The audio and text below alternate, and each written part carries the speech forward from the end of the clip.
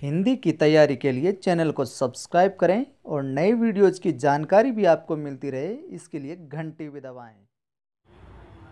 पंकज पटेरिया की एक कविता का अंश है कि कोई चीज़ मिली नहीं, फिर ऐसी जहान में खुशबू बसी हुई थी जैसी अम्मा जी के पानदान में। नमस्कार दोस्तों, स्वागत है आपका एक बार फिर से सरयू की जो टेस्ट सीरीज चला रहे हैं उसके भाग 8 में। मैं हूं आपका दोस्त आदि गणेश।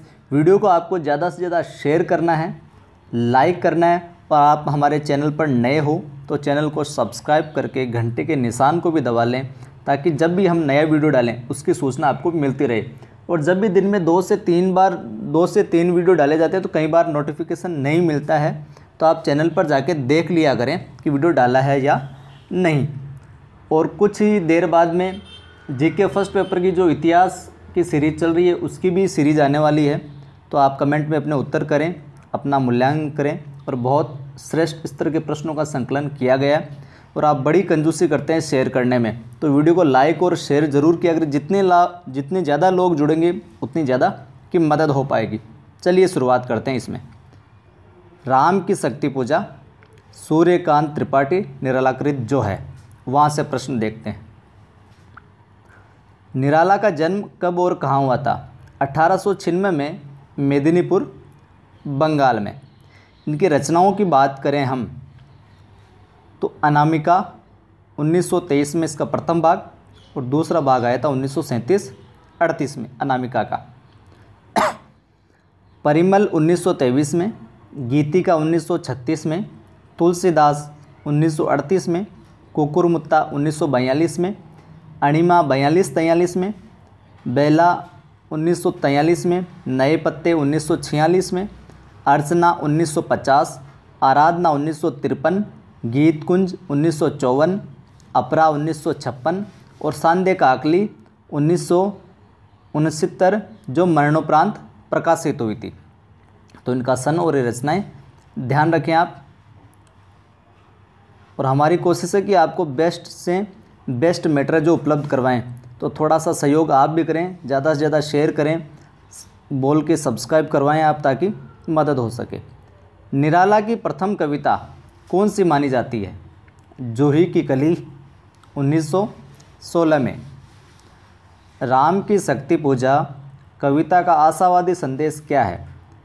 कि पराजित होकर भी मानव को मन से हार स्वीकार नहीं करनी चाहिए, ये इस कविता का आशावादी संदेश है।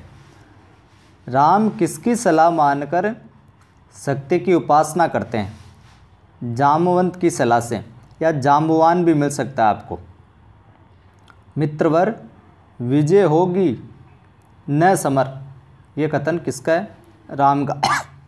राम जब निराशा से गिर जाते हैं, व्यथित हो जाते हैं, तब बोलते हैं कि मित्रवर विजय न होगी समर, अब युद्ध के अंदर विजय संभव नहीं है। ये कथन है राम का, ध्यान रखें आप इसको। भूधर ज्यों ध्यान मग्न, पंक्ति में भूधर किसे कहा गया है? भूधर कौन है? वो है राम। भगवान राम के पीछे अपराजित सा कौन गरज रहा था? समुद्र। समुद्र जो है भगवान राम के पीछे एक अपराजित सा गरज रहा था। 9 नंबर देखिए। राम की शक्ति पूजा अध्याय में पुरुष सिंह किसे कहा गया है? राम को कहा गया है। सेना के वाम पार्श्व की कमान किसे सौंपी गई थी? हनुमान को। रघुवर विचलित होने का नहीं देखता मैं कारण, पंक्ति किसकी है? जामवंत की। जामवंत राम को कहते हैं संवाद उस समय जब वो व्यथित हो जाते हैं कि मैं तो कोई विचलित होने का कोई कारण देखता ही नहीं हूँ, तो आप क्यों विचलित हो रहे हैं?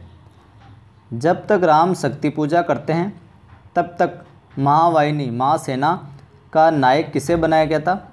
लक्ष्मण को। आगे कथन है कि धिक जीवन जो पाता ही आया है विरोध, धिक साधन जिसके लिए सदा ही किया शोध, उक्त किसका है? राम का। कह उठे राम ज्यों मंद्रित गण, पंक्ति में कौन सा अलंकार है? उपमा अलंकार। राम की शक्ति पूजा कविता में विविध शस्त्रों से सुसज्जित 10 हाथ किसके बताए गए हैं? शक्ति के। होगी जय पुरुषोत्तम नवीन, पंक्ति किसने कही? माता शक्ति ने। शक्ति ने जब प्रकट हुई तब कहा होगी जय पुरुषोत्तम नवीन। कांपा ब्रह्मांड, हुआ देवी का त्वरित उदय। ब्रह्मांड के कांपने का यहाँ पर क्या कारण था? तो राम का शक्ति को एकांक अर्पण करने के लिए तैयार होने के मात्र से ही ब्रह्मांड जो सारा कांप गया और देवी का त्वरित उदय हुआ, प्रकट हुई देवी। स्थिर राघवेंद्र को हिला रहा फिर संशय, पंक्ति में कौन सा अलंकार है? विरोधाभास। 19 नंबर प्रश्न देखते हैं। राम की शक्ति पूजा कविता के अनुसार किसका तेज धरा में धस गया था? लक्ष्मण का। और जितने भी लोग जब भी आप वीडियो देखें एक लाइक कर दिया करें, लाइक करने में तो क्या जाता है आपका। राम की शक्ति पूजा रचना का प्रमुख गुण है। जो राम की शक्ति पूजा रचना है हमारी, इसका प्रमुख गुण क्या है? तो इसमें है ओज गुण। अन्याय जिधर है उधर शक्ति, ये कहते हुए किसके नेत्र छल चला उठे? राम के। राम कहते हैं कि जिधर अन्याय पसरा है उधर शक्ति है, शक्ति उनका पक्ष ले रही है। और ये कहते हुए उनके जो आँखें हैं वो छल चला उठी। जो नहीं जानता दैन्य नहीं जानता विनय, पंक्ति किसके लिए आई है? राम के मन के लिए। और राम को सदा राजीव नयन कौन कहता था? राम की माता है जो उससे उनको राजीव नयन कहती थी। सेना के मध्य भाग को कौन संभाल रहा था? अंगद। और वाम पार्श्व की कमान किसे सौंपी गई थी? हनुमान को। और महासेना का नेतृत्व कौन कर रहा था? लक्ष्मण। ले अर्पित करने को उद्यत हो गए सुमन, ले अर्पित करने को उद्यत हो गए सुमन, पंक्ति में सुमन किसे कहा गया है? तो आँख को सुमन कहा गया है। शुक्रिया दोस्तों, ये थे कुछ विशेष प्रश्न। अच्छा लगे तो लाइक करें, शेयर करें और नए हो चैनल पर तो सब्सक्राइब करके घंटे के निशान को भी दबा लें।